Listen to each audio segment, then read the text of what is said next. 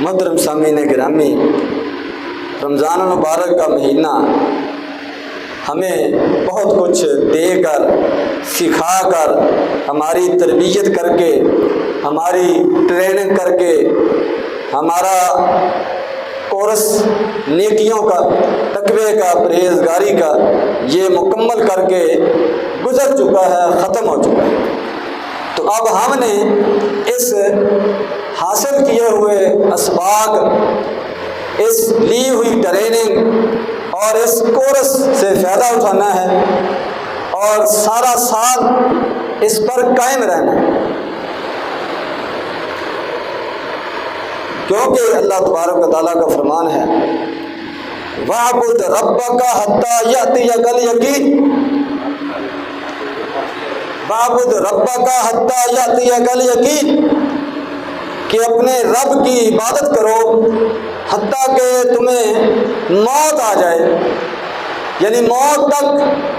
زندگی کے خاتمے تک، آخری سانس تک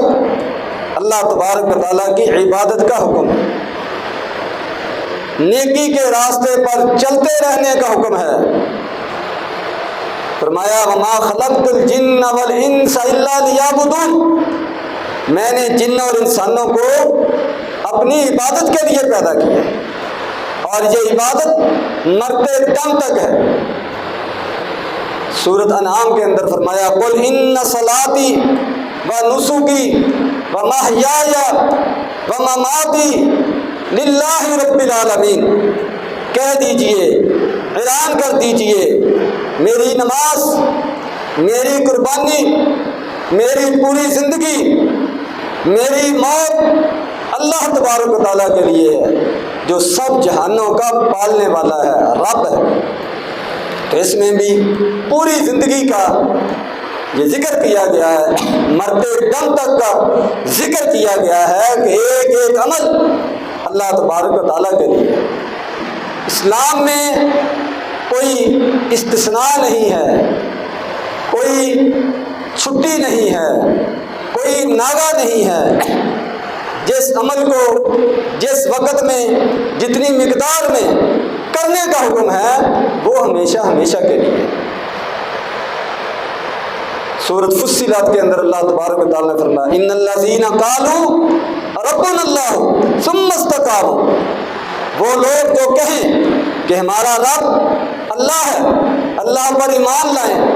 اللہ تبارک و تعالیٰ کی ربوبیت کو تسلیم کریں، اس کی الوہیت کو مانیں، اس کی عبادت کریں، ثم استقاموا، پھر اس پر ڈٹ جائیں، قائم ہو جائیں، اس میں پھر پیچھے نہ ہٹیں، مرتے دم تک اس پر ڈٹے رہیں۔ تتنزل علیہم الملائکہ،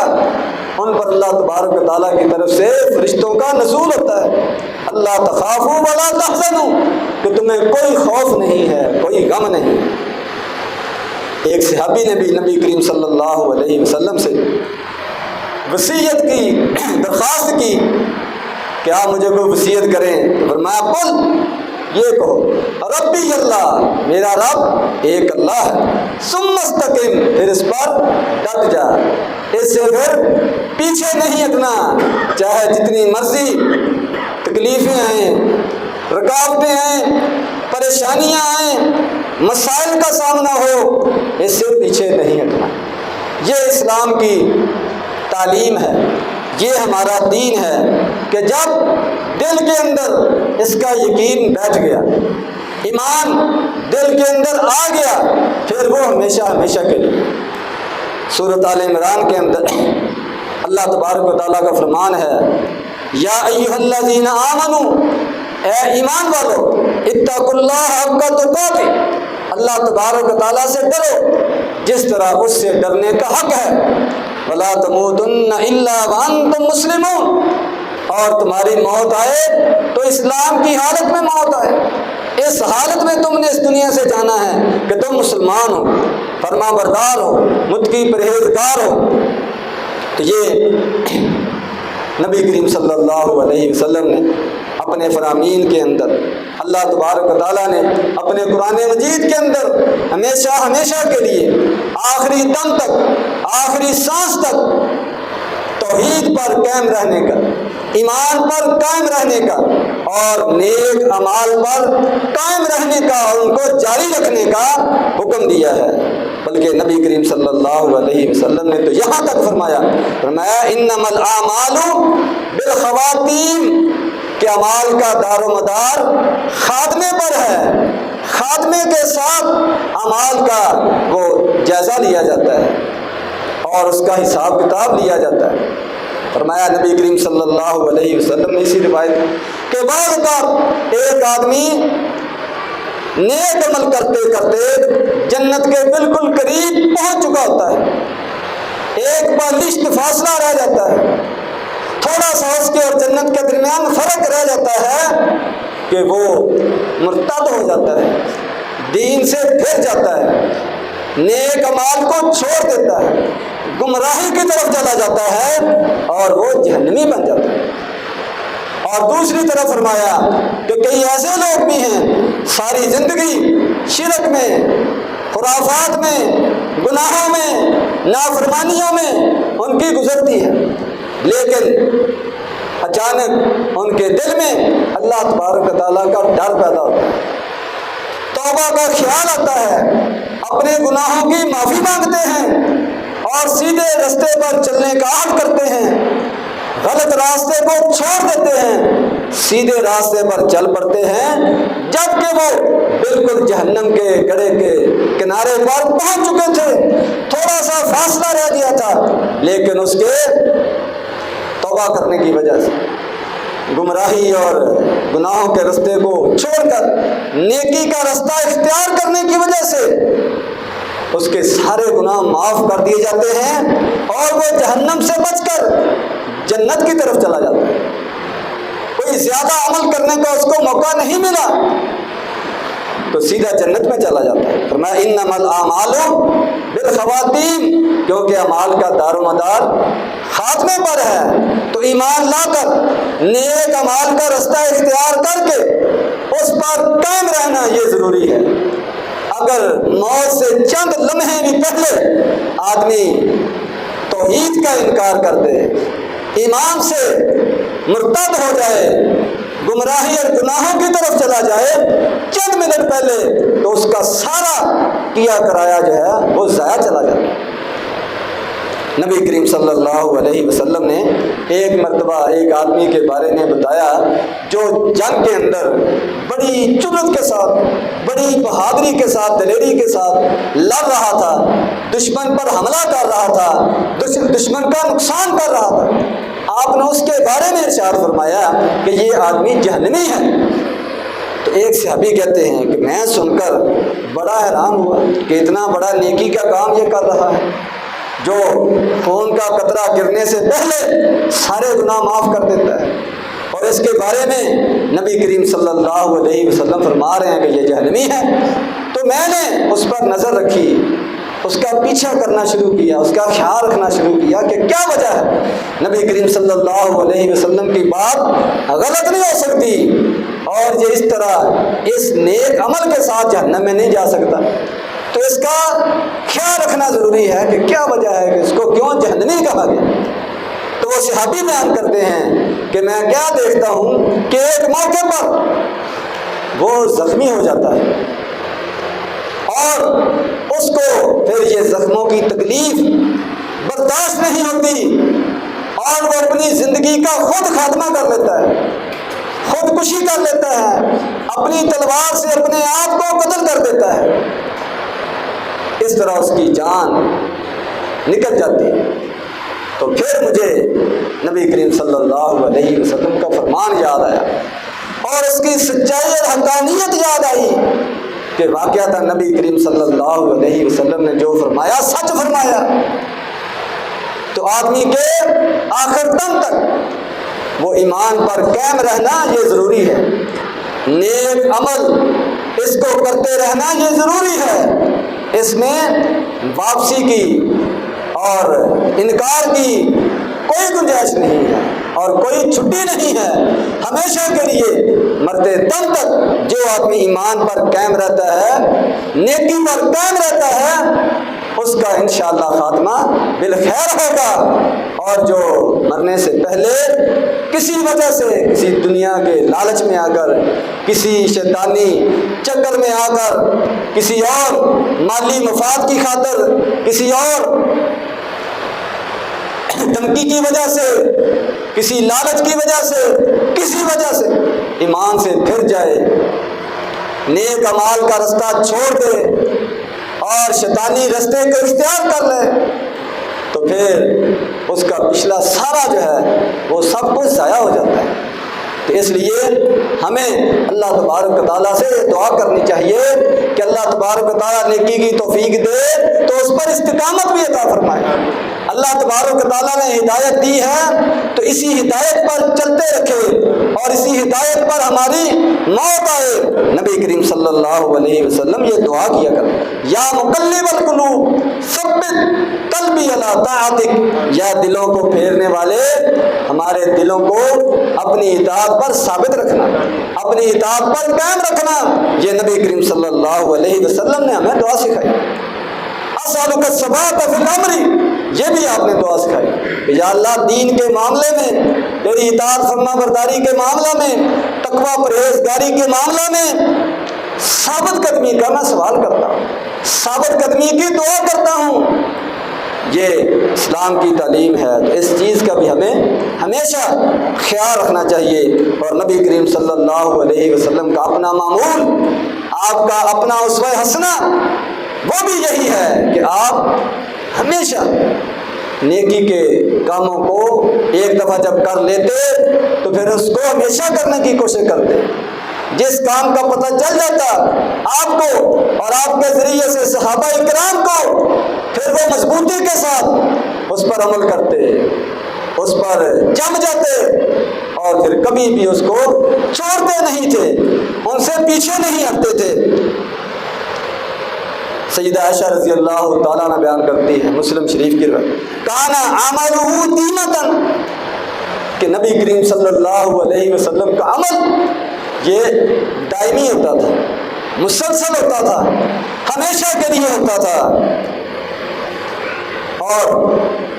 قرآن مجید کے اندر اللہ تبارک و تعالیٰ نے فرمایا،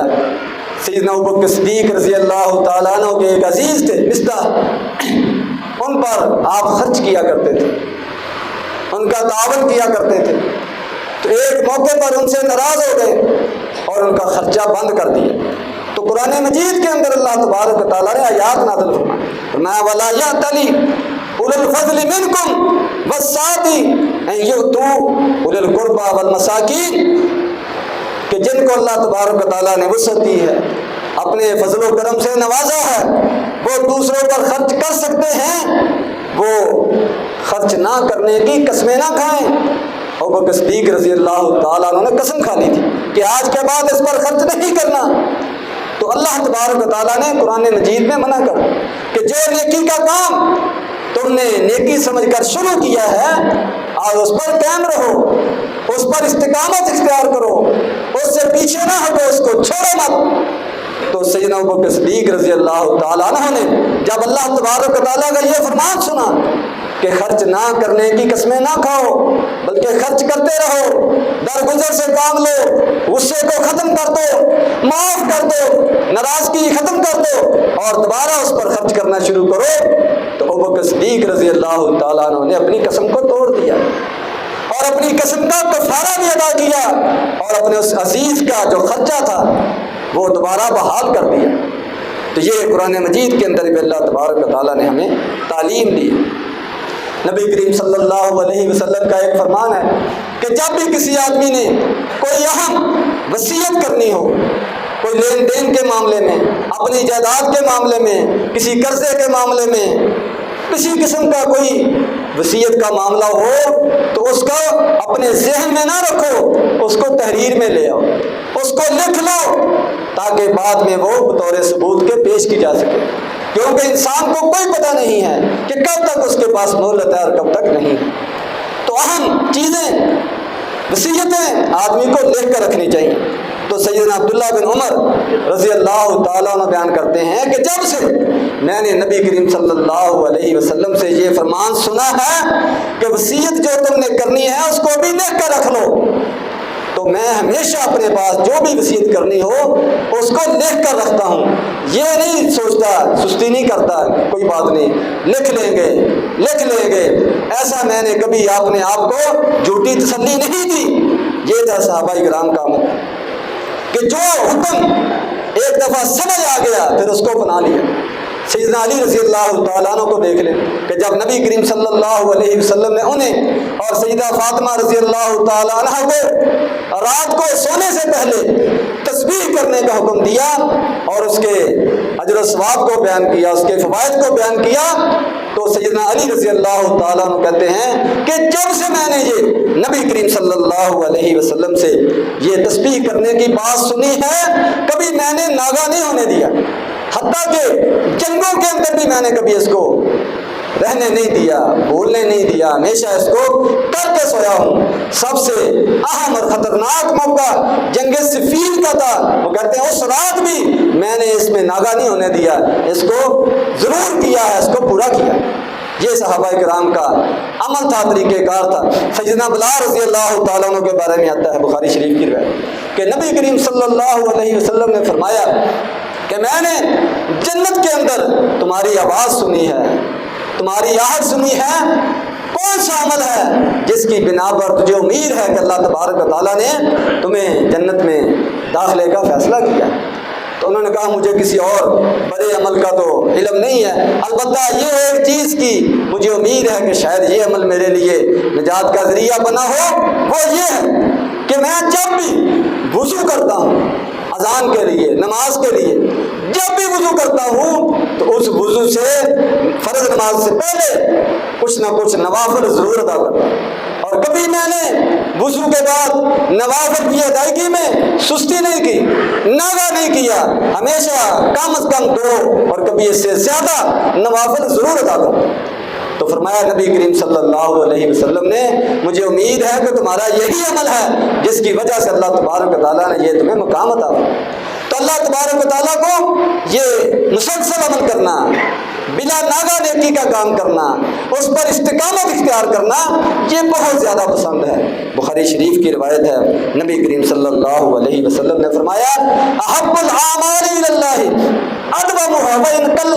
اللہ تبارک و تعالیٰ کو وہ نیک بہت پسند ہے جو ہمیشہ کیا جائے، بلا ناغہ کیا جائے، مسلسل کیا جائے، اگرچہ وہ تھوڑا ہی کیوں نہ ہو۔ تو یہ نبی کریم صلی اللہ علیہ وسلم کی تعلیم ہے اور صحابہ کرام کا یہ عمل ہے۔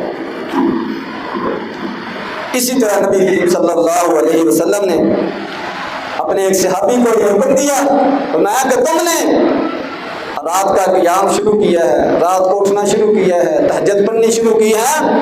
تو فلاں آدمی کی طرح نہ ہو جانا یقوم اللیل فبارک، اس نے بھی بڑے جوش کے ساتھ، بڑے جذبے کے ساتھ رات کو اٹھنا، تہجد پڑھنا شروع کیا تھا، بعد میں اس نے چھوڑ دی۔ تو آپ نصیحت کر رہے ہیں کہ اب اس کو چھوڑنا نہیں ہے، اس پر دوام اختیار کرنا ہے، اس پر ہمیشگی اختیار کرنی ہے، چاہے تھوڑا ہی کیوں نہ ہو۔ کہ اس طرح کا عمل جو ہمیشہ کیا جائے یہ اللہ تبارک و تعالیٰ کو بہت زیادہ پسند ہے۔ تو اللہ تبارک و تعالیٰ سے دعا بھی کرنی چاہیے کہ اللہ تبارک و تعالیٰ ہمیں بڑھ چڑھ کر نیکی کے کام کرنے کی توفیق عطا فرمائے اور ان پر ہمیشگی کرنے کی توفیق عطا فرمائے اور ان نیکی کے کاموں کو قائم رکھنے کی توفیق عطا فرمائے اور ان میں کسی قسم کی سستی، کاہلی اور ناغہ، اس سے اللہ تبارک و تعالیٰ ہمیں بچنے کی توفیق عطا فرمائے۔ وآخر دعوانا الحمدللہ رب العالمین۔